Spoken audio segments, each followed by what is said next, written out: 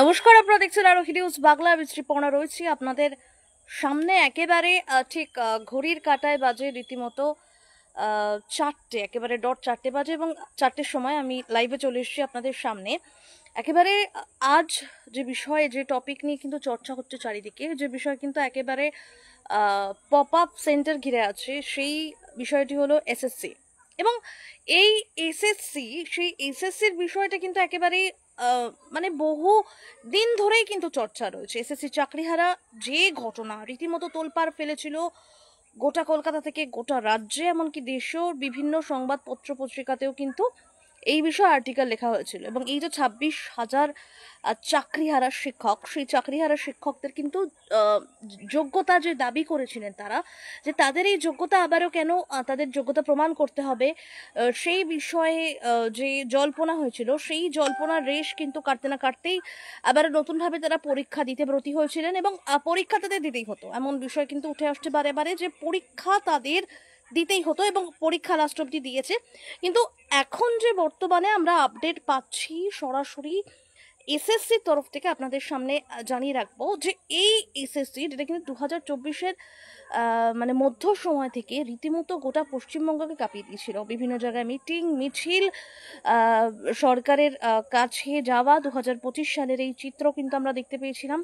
এবং তার পাশাপাশি যে চিত্র আমরা দেখতে পেয়েছিলাম, যে বহু শিক্ষকরা কিন্তু রীতিমতো অসুস্থ হয়ে পড়েছেন, লাঠি পেটার কবলে পড়েছেন। আমি দেখছি ইতিমধ্যে দুজন কিন্তু জয়েন করে গেছে লাইভে, তাদেরকে গুড আফটারনুন।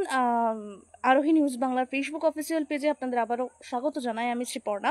এবং যে আপডেটটি আপনাদের সামনে এবার আমি তুলে ধরবো, যে 2016 সালের যোগ্যদের কিভাবে কমিশনের নিয়োগ উপযোগী অর্থাৎ অ্যাকোমোডেটেড করবে, সেই নিয়ে কিন্তু এসএসসি নিয়োগ প্রক্রিয়া এমনভাবে এলিজিবিলিটি স্কোর, চাকরির বয়স নির্ধারণ বলছে, কিছু পরীক্ষার্থী নিয়োগ প্রক্রিয়া থেকে ছিটকে যাচ্ছে।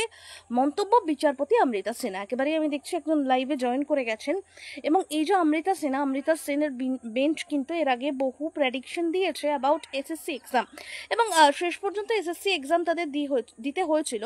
কিন্তু কলকাতার যে 2025 সালে এসএসসি পরীক্ষায় যোগ্যদের যে বাদ পড়া, সেই যোগ্যদের বাদ পড়া নিয়ে কিন্তু এবার সরব হয়েছে স্বয়ং কলকাতা হাইকোর্ট। একেবারে ঠিক শুনছেন, এখন কিন্তু যে এসএসসির লিস্টে যারা 2025 সালে এসএসসি পরীক্ষায় যোগ্যদের বাদ পড়া নিয়ে কিন্তু এর মধ্যে কিন্তু যোগ্যরা বাদ পড়েছে, এমতো অবস্থায় কিন্তু আমরা মিছিল দেখতে পাচ্ছিলাম। এর আগে আমরা দেখতে পেয়েছিলাম যে 26,000 পরীক্ষার্থী রীতিমতো যেখানে এলিমিনেট হয়েছিল, তাদের যোগ্যতা আবারও পুনর্বহাল করতে হয়েছিল, তাদের আবারও প্রমাণ করতে হয়েছিল নিজেদের যোগ্যতা, নিজেদের দাবি বারে বারে রাখতে হয়েছিল। সেক্ষেত্রে কিন্তু এখন আমরা একেবারে দেখতে পাচ্ছি অন্যরকম চিত্র, যে 2025 সালে রীতিমতো আমি অনেককে দেখতে পাচ্ছি লাইভে জয়েন করে গেছেন। অবশ্যই লাইক, শেয়ার, কমেন্ট, সাবস্ক্রাইব করতে ভুলবেন না আমাদের আরোহী নিউজ বাংলাকে।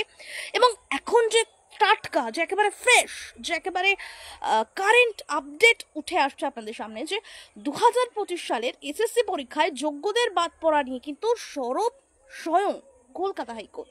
আর একসঙ্গে 2016 সালের পরীক্ষার্থীদের অনেকে বাদ পড়া নিয়েও কিন্তু এসএসসির সমালোচনা করলো আদালত। একেবারে এবার কিন্তু এসএসসির যে সমালোচনা, যে সঠিক প্রক্রিয়া হচ্ছে না, সঠিক প্রসিডিওর হচ্ছে না, নিয়োগ দুর্নীতি হয়েছে, আবারও কেন যোগ্যদের তালিকা বাদ যাবে, সেই নিয়ে কিন্তু এবার প্রশ্ন কে করছে হাইকোর্টের তরফ থেকে কিন্তু এমন প্রশ্ন উঠে আসছে। অমৃতা সিনহার বেঞ্চ থেকে কিন্তু এমনই প্রশ্ন বারে বারে তীর্যক ভাবে চলে আসছে, যে এসএসসি ঠিক এমন গাফিলতি কেন হচ্ছে এবং এসএসসি ঠিক কি চাইছে, এমনই প্রশ্ন বারে বারে প্রতিক্রিয়ার জন্য উঠে আসছে। এবারের পরে যে বিষয়টাতে যাব, যে সুপ্রিম কোর্টের আদেশকে সামনে রেখে এবং হাইকোর্ট ডিভিশন বেঞ্চের নির্দেশকে মান্যতা দিয়ে যে নিয়োগ প্রক্রিয়া 2025 কিন্তু তৈরি, অর্থাৎ এই যে নিয়োগ প্রক্রিয়া 2025, সেটা কিন্তু নির্দিষ্ট একটা প্রসিডিওরে তৈরি। কি সেই প্রসিডিওর আবার আপনাদের সামনে বলে দেবো, যে সুপ্রিম কোর্টের আদেশকে সামনে রেখে যে আদেশ দিয়েছিল সুপ্রিম কোর্ট, যে আবারও নতুন করে পরীক্ষা বহাল হবে, 2016 সালের যে গোটা যে ক্যান্ডিডেট লিস্ট, সেটাই কিন্তু পুরো বাদ যাবে। সেই আদেশকে সামনে রেখে প্লাস হাইকোর্ট ডিভিশনের বেঞ্চের নির্দেশের মান্যতা দিয়ে কিন্তু এই নিয়োগ প্রক্রিয়া 2025 অর্থাৎ 2025 কিন্তু তৈরি। এবার আদালতে এমনটাই জানাচ্ছেন অ্যাডভোকেট জেনারেল কিশোর দত্ত। এবার আসছে আমি পরবর্তী কথায়, যে 2025 সালের পরীক্ষার অনেক আগের পরীক্ষার্থী বসতে পারেনি, এমন অভিযোগও কিন্তু বারে বারে আসছে। ফের মন্তব্য করে বিচারপতি অমৃতা সিনহা। অমৃতা সিনহার তরফ থেকে কিন্তু এমনই বক্তব্য শোনা যাচ্ছে যে 2025 সালের পরীক্ষায় অনেক আগের পরীক্ষার্থী, অর্থাৎ 2016 সালের যারা সেই ব্যাচটায় ছিল, যারা যোগ্য প্রার্থী হিসাবে সূচিত ছিল, তারা কিন্তু অনেকেই এই ব্যাচটায় পরীক্ষা দিতে পারেনি, এমন অভিযোগ বারে বারে তুলছেন অমৃতা সিনহা।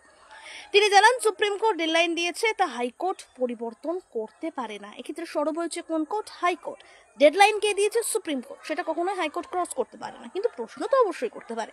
সেক্ষেত্রে বারে বারে প্রশ্ন উঠছে যে অনেকেই 2016 সালের যে ব্যাচ, তারা কেন এবার পরীক্ষায় বসতে পারেনি, কেন তারা নিজেদের এলিজিবিলিটি প্রুফ করতে পারছে না, কেন তারা যোগ্য হওয়া সত্ত্বেও আবারও এলিজিবিলিটি প্রুফ করতে হচ্ছে, এমনই বারে বারে প্রশ্ন আসছে।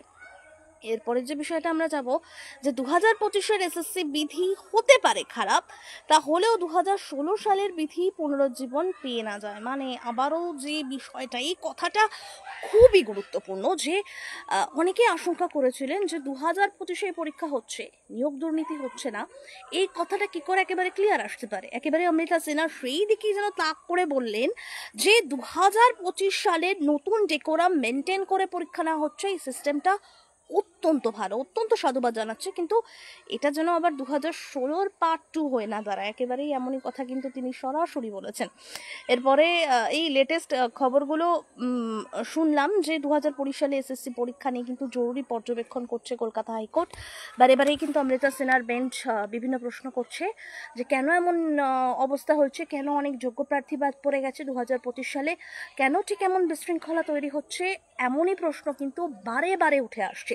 এবার এসএসসি এমন একটা বিষয়, যে এসএসসি নিয়ে কিন্তু রীতিমতো, মানে 2025 এমন একটা সাল না, যে সালটায় মানুষ বহু কিছুর মানে কি বলবো, রীতিমতো সাক্ষী হলো গোটা বিশ্বই। যেমন পশ্চিমবঙ্গে বলা যায় যে এমনই পেহেলগাঁও হত্যাকাণ্ডের হামলা, তারপরে দেখা গেছে এসএসসির এমন স্ক্যাম, নিয়োগ দুর্নীতি, পুরো প্যানেল বাতিল হয়েছে।